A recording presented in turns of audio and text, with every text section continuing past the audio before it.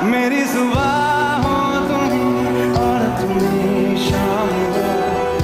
এক সময়ে যাকে বলা হয়েছিল তার কণ্ঠে কোনো ভবিষ্যৎ নেই, আজ সেই কণ্ঠই কাঁদায় কোটি মানুষের হৃদয়। অরিজিৎ সিং আজ বলিউডের সবচেয়ে প্রভাবশালী কণ্ঠগুলোর একটি, কিন্তু এই জায়গায় পৌঁছানোর পথ একেবারেই সহজ ছিল না, ছিল কঠিন, দীর্ঘ আর ভাঙা স্বপ্নে ভরা। মাত্র 18 বছর বয়সে তিনি অংশ নেন ভারতের একটি জনপ্রিয় মিউজিক রিয়েলিটি টিভি শো ফেম গুরুকুলে। সেই মঞ্চেই আসে প্রথম বড় ধাক্কা, রিজেকশন, সমালোচনা আর হারিয়ে যাওয়ার সুযোগ। অনেকেই তখন তার কণ্ঠ নিয়ে সন্দেহ করেছিল, ভেবেছিল এই ভয়েস দিয়ে বড় কোনো কিছু করা সম্ভব নয়। কিন্তু এখানেই বদলে যায় গল্প।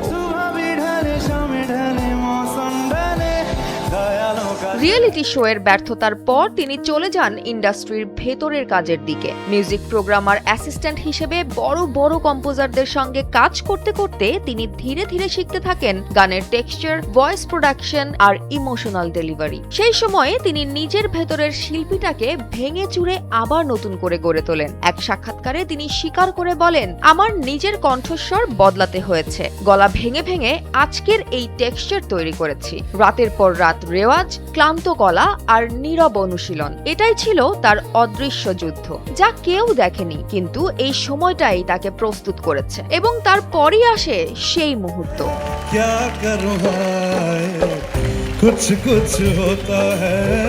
2013 সালে আশিকি 2 এর তুম হি হো গানটি ছিল তার গেম চেঞ্জার একটি কাজ। এই একটি গানেই বদলে যায় সবকিছু। যে কণ্ঠ একসময় রিজেক্ট হয়েছিল, কঠিন অনুশীলন আর ধৈর্যের গুণে পরবর্তীতে সেই কণ্ঠই হয়ে ওঠে কোটি মানুষের ভালোবাসার ভাষা। এরপর চান্না মেরেয়া, রাপ্তা, কেসারিয়ার মতো একের পর এক গান দিয়ে বর্তমানে বলিউডের এক আবেগের নাম হয়ে উঠেছেন তিনি।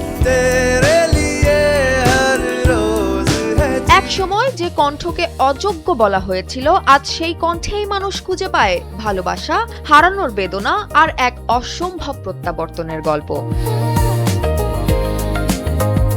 জয়া হাসান, NPB।